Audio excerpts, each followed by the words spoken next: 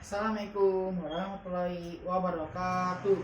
Nama saya Muhammad Lafi dan saya kelas 7 absen 24. Cerita fabel Gajah yang Baik Hati. Suatu hari ada seekor gajah. Tubuhnya tinggi, besar, dan gemuk.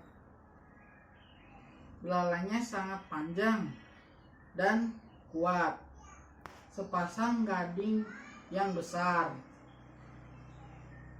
dan kokoh. Gajah itu sangat baik hati. Ia selalu memberikan makanan kepada binatang-binatang yang kelaparan, dan ia pun selalu memberikan pertolongan kepada mereka yang kesusahan, baik binatang yang besar maupun kecil, seperti tikus dan semut. Pada suatu hari, gajah mengadakan perjalanan yang sangat jauh, berkeliling hutan dan bertemu dengan harimau yang sedang kesakitan karena terkena pohon yang jatuh. "Gajah, tolong aku," kata harimau menahan rasa sakit. Mendengar teriakan harimau, gajah itu langsung mengangkat pohon yang menghimpit tubuh harimau dengan belalainya. "Terima kasih kawan," ucap harimau. "Seandainya kamu tidak segera datang menolongku, mungkin aku sudah mati karena tertindih pohon yang sangat besar. Sekali lagi, terima kasih gajah. Kamu harus bersyukur karena masih bisa selamat dan hanya mengalami luka ringan," kata gajah. "Ya, kamu benar. Gajah, rasanya tidak mungkin ada binatang lain yang sanggup menolongku untuk mengangkat pohon sebesar itu selain kau.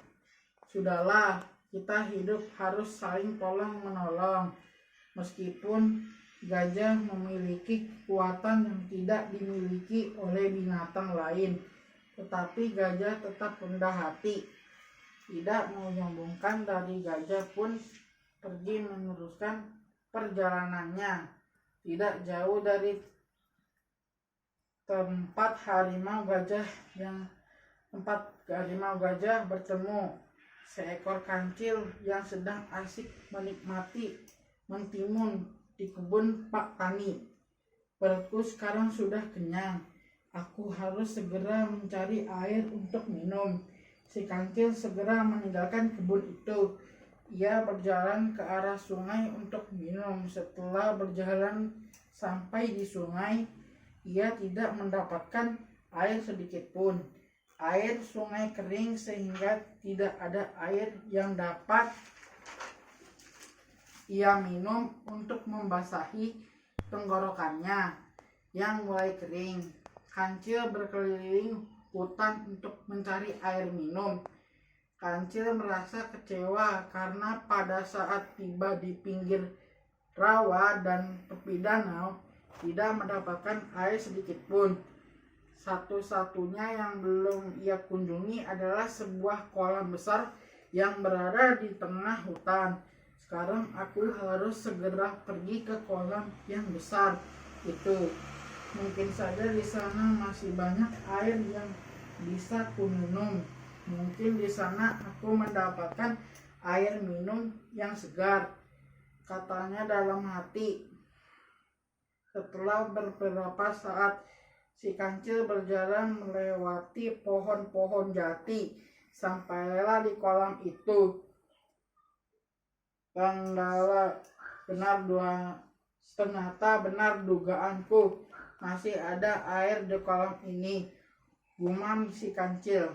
Sebenarnya kolam itu sangat kecil dan cukup dalam ketika musim hujan, tetapi karena musim kemarau, air kolam tersebut tinggal separuh, sehingga terlihat seperti kolam yang besar.